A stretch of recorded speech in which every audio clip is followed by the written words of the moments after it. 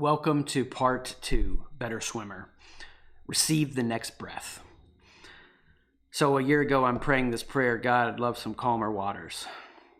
These waters are choppy. And hearing that still small voice, how about I make you a better swimmer? After part 1, you accept the process that you're becoming a better swimmer. Part 2, what we're diving into today, is the first action that you really take is just receiving the next breath.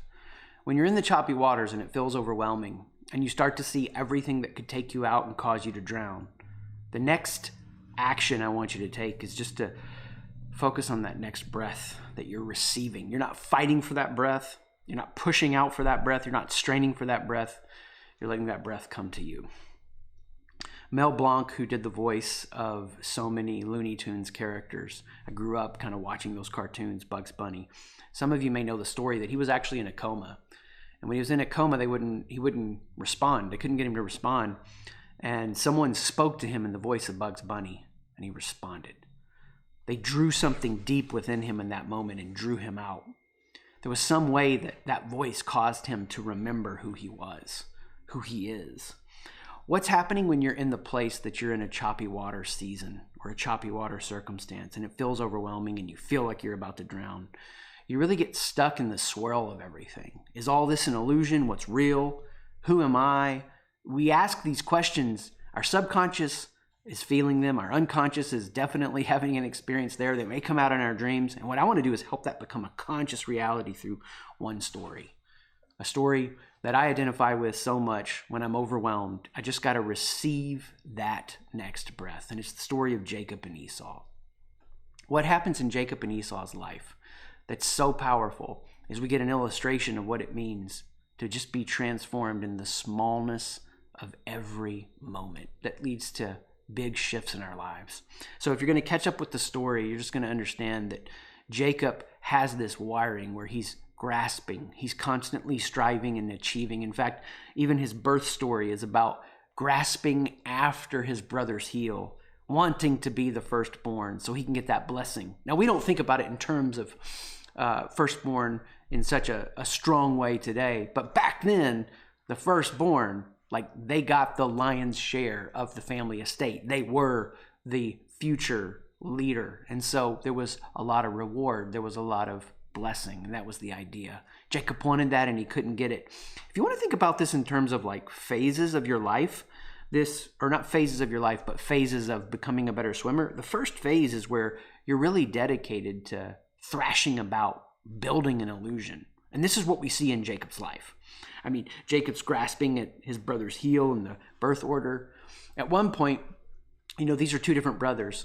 His brother's out hunting. He's like this tough dude, super hairy. Jacob isn't like that. He's more of a mama's boy. Esau's daddy's boy. Esau's out hunting. He doesn't catch anything, and he comes back starving. And Jacob basically puts in front of him a meal and says, if you want this, you can have it, but you're going to give me the birthright. I want that blessing. So again, he's fighting for this blessing. And I want you to think about it that way. He's fighting for a blessing. So Esau does this with him, but obviously Esau still thinks he's going to be the firstborn because then dad is passing away and he's needing to bless his son. And he wants Isaac's the dad. He wants Esau to go prepare a meal for him so he can bless him. Mom gets Jacob in on this. Jacob tricks dad, basically attaches hair to his skin, prepares the meal like he likes, or mom helps. He goes in and pretends to be the firstborn so he can fight for that blessing. He's fighting for the blessing. Obviously, this is going to cause issues. No family is perfect in the Bible. So many of them are playing favorites. Mom gets Jacob out of there, and he goes and works with an uncle. He's still grasping. He's still fighting. He's still trying to achieve. He's grasping now at achievement and love. He grows his flocks. He has a woman that he wants to marry. He's willing to work for the uncle. The uncle, just as Jacob is a deceiver and trickster, tricks Jacob to work 7 years for a daughter that, and this is the real raw reality of that time, would have been harder for the uncle to get married or to marry off. Tricks Jacob. Jacob realizes it. He's got to work another 7 years, but he stays with it Why? Because he's grasping, he's fighting for blessing, he's fighting for love. He wants to marry Rachel. That's the whole idea. And so then Rachel and Leah have this tension around having kids. It's just crazy drama.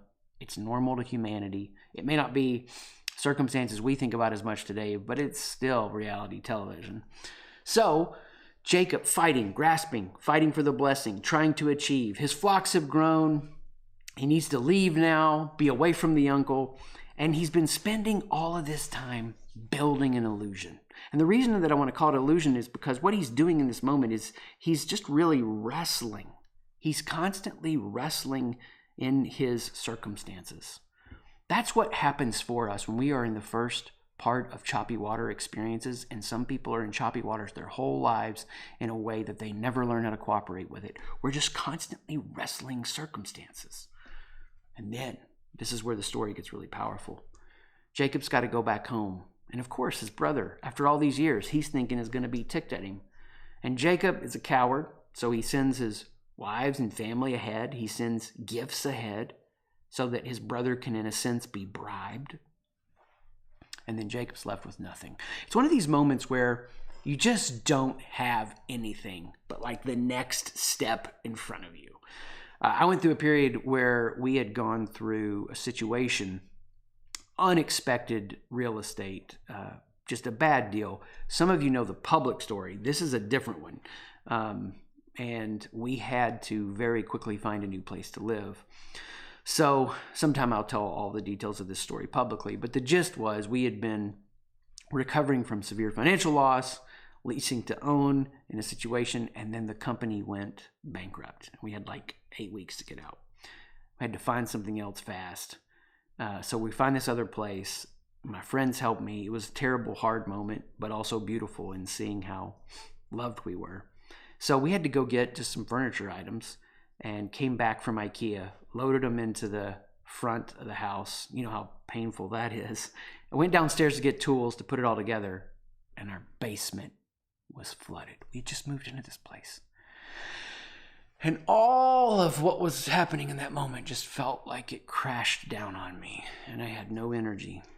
I had no fight left in me. I was exhausted, and I wanted to just cry. And I shuffled around in the basement, shuffling my feet through the water. And I saw one of my kids' toys, and I just took it up, put it on a shelf to let it start drying out. That was it. It was all I could do. I could move this one toy. Eventually, I had to put everything outside the little window of the basement. But I can move this one toy. I can take this one step. When you're in a place that you've been grasping and striving and achieving and starting to feel that exhaustion set in, you're actually at the place of great transformation, because Jacob moved from wrestling circumstances to the next big piece. He has nothing. He sent his gifts and family ahead to try to bribe Esau. And in the emptiness and the loneliness and the desolation and the darkness, when there's nothing else to grab a hold of, when it feels like a complete void, he wrestles. He wrestles God on the riverbank. And that's the next phase we go through as we learn to receive the next breath. We stop wrestling our circumstances and we start wrestling God. It's the real fight of prayer, where we're honest, where we don't hold back, where there's an engagement. I'm nervous about people that have to always virtue signal how great their faith is, and they don't have doubts, that aren't really honest about the parts and pieces of them that are wrestling with something. We all have these moments, and this is what's happening for Jacob in Jacob's life. And what's so powerful in this wrestling match, Jacob fights for the blessing. So he's been putting the fight into the circumstances. Now he puts the fight into this wrestling match with God, and he wants God to bless him. And God asks Jacob a question that we're all asked at some level. Who are you? Who are you? And Jacob answers it honestly. I'm Jacob, which means deceiver. I'm a grasper. I deceive. I trick for what's mine. You know, some of you, if I were to follow you around for a day as a leader, there are moments that you don't even know it. You're hiding, you're diminishing, you're tricking yourself on a concern that you're overlooking, or you're really pushing out, trying to convince yourself or others of something. And the lack of truth in your leadership is sabotaging your influence, but it's also rotting you from the inside. And the circumstance God's taking you through is a place where you come face to face with God, and God says, who are you? Can you admit who you are? Can you say, I am Jacob, I'm a deceiver?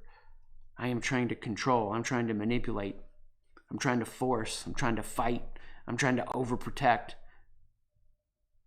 I'm trying to tolerate. I'm trying to avoid.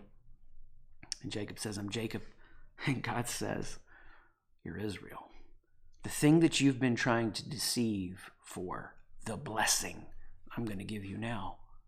You can't get the blessing through grasping after your heel for the birth order, through deceiving your dad, through achieving and building up all of these accomplishments, through love of another human. Nothing will do it like getting the blessing from God, where you have your identity shifted. Something is spoken to you. You're not Jacob the deceiver anymore. You're Israel. You're blessed.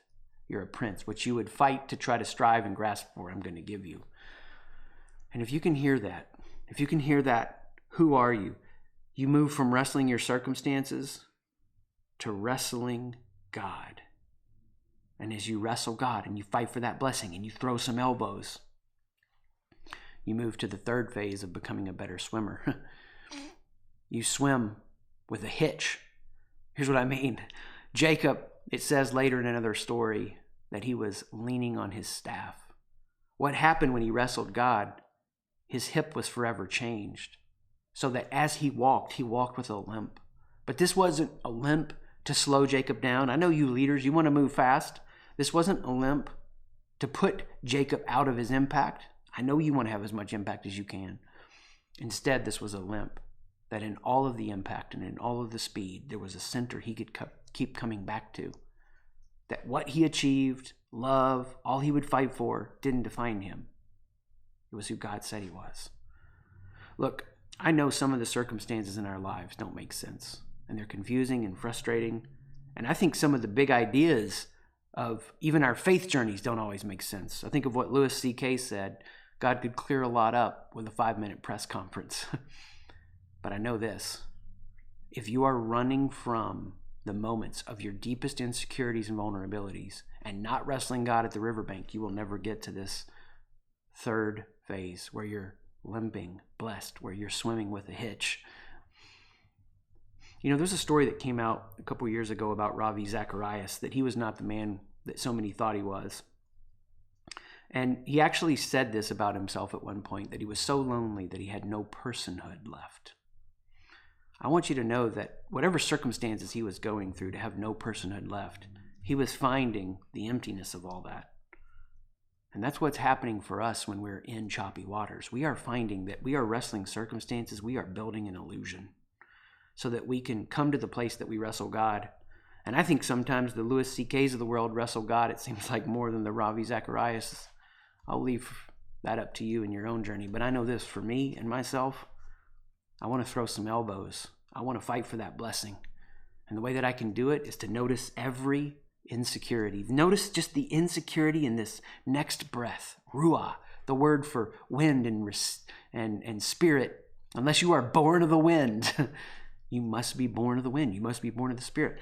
I'm going to be in this place that the next 5 minutes, my only job is to receive the next breath, like prayer, like wrestling God, like a limp. And as I do that, I become a better swimmer. I receive the next breath. And my life may not look like yours, and mine might be messy and some edges that may not make sense to you. I'm not trying to live a perfect virtue signaling life. I just want to be willing to fight God at the riverbank, ask for the blessing, and see where it takes me. Receive the next breath. Peace.